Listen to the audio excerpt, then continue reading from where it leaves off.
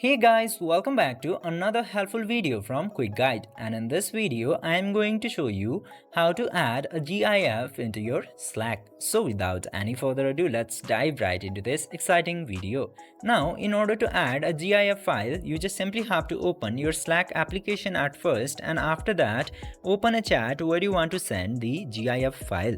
Then after that open the chat, and then this emoji icon will appear into here. Just simply tap into that, and then you will get emoji into left side and GIFs into right side. Just simply tap into that GIFs option, and then from this page you can easily select GIFs into Slack.